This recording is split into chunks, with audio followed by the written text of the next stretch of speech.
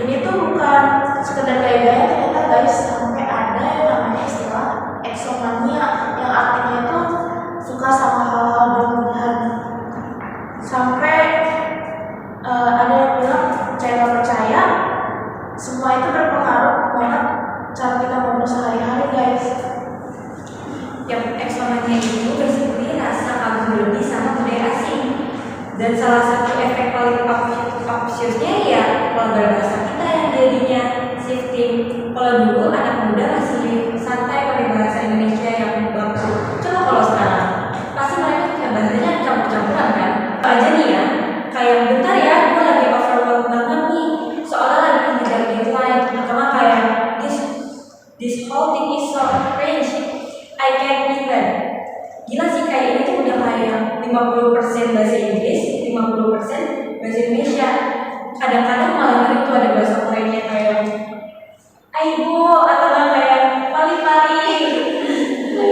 Tanpa kita sadari itu bahasa Indonesia itu udah kayak integrating banget sama kayak daily communication kita.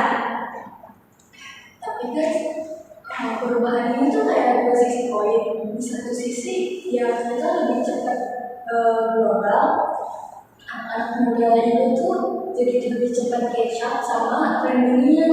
Coba deh lihat tren TikTok challenge viral, get ready with me. Semua orang pakai English caption. Padahal kitanya orang Indo semua.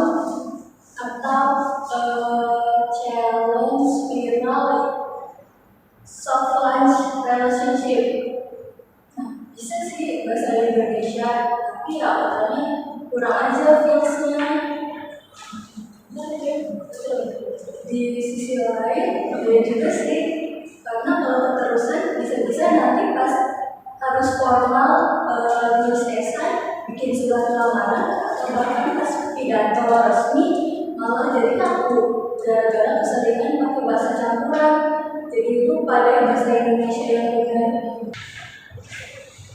Tapi ini yang top ya, sekarang tuh bahasa Indonesia kayak cuma background aja. Yang istilah yang populer tuh malah kayak istilah-istilah yang kedengarannya lebih keren, kayak misalnya I need some me time, terus atau gue tuh udah try my best tapi gue tuh emang lagi mentally unstable. Padahal kan di bahasa Indonesia ini bisa aja ya, kayak kita ngomong aja, aduh aku lagi butuh waktu sendiri, atau aku udah berusaha sebaik mungkin tapi mentalnya lagi gak stabil, sama aja kan artinya.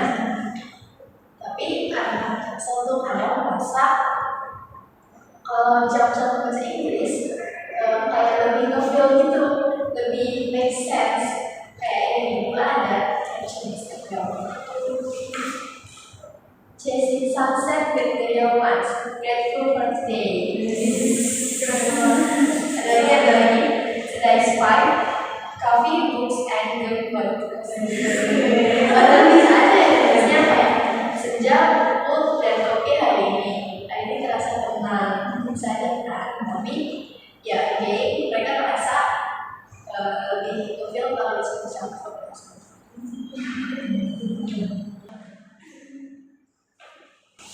Jadi gini, fenomena Sheromania ini nggak bisa kita benci mentah-mentah. Globalisasi itu inevitable, di mana kita nggak bisa nutup mata gitu aja karena budaya luar itu tuh emang keren juga. Tapi jangan lupa bahasa Indonesia itu jadi diri kita. Kalau bukan kita yang jaga, siapa lagi? Kan gak lucu kalau misalnya nanti generasi berikutnya malah lebih fluent bahasa Inggris, yang dimana bahasanya campur-campur daripada belajar bahasa Indonesia sendiri.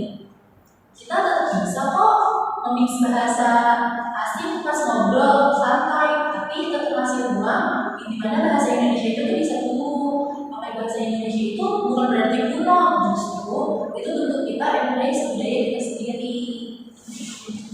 Setuju sih, setuju banget. Senang aja ya. Ego benar sih, kadang kalau English tuh bikin kita capek banget. Ya, kayak gue tuh bukan native speaker, jadi kayak chill aja kali. Bener, yang penting kan balance ya. Di saat adaptasi global, tapi tetap cinta lokal.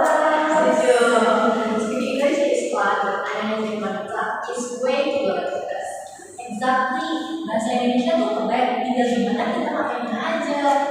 Stay global, Stay lokal, berbangga, berbahasa Indonesia.